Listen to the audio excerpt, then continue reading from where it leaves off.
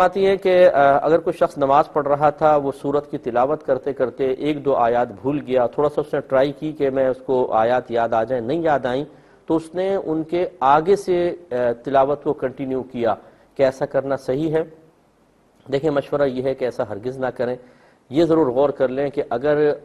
تین آیات، چھوٹی آیات یا ایک بڑی آیت جو تین کے برابر ہو یا ایک سورت جیسے ہوتی ہے، اگر جو فرض مقدار ہے، اگر وہ یہ فرض اور واجب مقدار اگر وہ سورت کی پڑھ چکا ہے، تو پھر اگر اس سے آگے وہ تذبذب کے عالم میں تو فوراً رکوع کر دے۔ ضروری تو نہیں ہے کہ قرات آگے کی جائے، اگر یعنی تین آیات چھوٹی پڑھ چکا ہے تو بس رکوع کر دے، لیکن اگر ایک ہی آیت کے بعد یہ تذبذب کا عالم آیا تو پھر حکم شرع یہ ہوگا کہ اس کو چھوڑ کر کسی دوسری صورت کی طرف چلا جائے،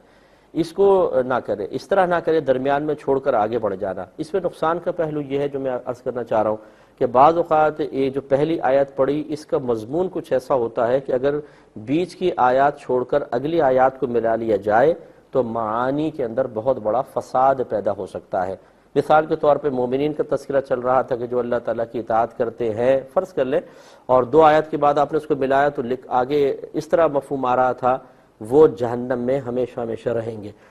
اب آپ دیکھیے کہ دونوں کو ملا کر کس طرح کا غلط مفہوم سامنے آیا۔ اور میں قرآن خوانی کرنے والوں سے ایک دفعہ یہ پھر گزارش کرتا ہوں، خصوصاً خواتین سے، باتیں کرنے کے لیے دو دو گھنٹے ان کے پاس ٹائم ہے، سپارہ ہاتھ میں پکڑا دو تو ایک صفحہ پورا کرنا مشکل ہو جاتا ہے، تو ایک صفحہ پڑھیں گی آدھا، پھر دوسری سے کہیں گی تمہارا فارغ ہو گئی، ادھر آؤ تم اگلا صفحہ تم پڑھ لو، یہ والا میں پڑھتی ہوں، پھر اس کے بعد اگلا صفحہ پلٹیں گی، یہ اگلے صفحے اس پہ چلی جائیں گی کہ وہ یہ صفحہ تو پڑھا نہیں، یہاں سے ایک دم ڈائریکٹ اس صفحے پہ،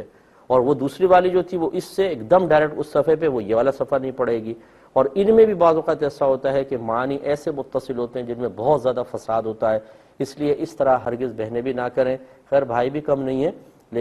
لیکن بہنیں خواتین زیادہ اس طرح کرتی ہیں۔ تو خلاصہ کلام یہ ہے کہ درمیان سے کچھ چھوڑ کر ما قبل کو ما بعد کے ساتھ متصل کرنے میں معانی کے فساد کا اندیشہ ہے، اس لیے ایسا نہ کیا جائے۔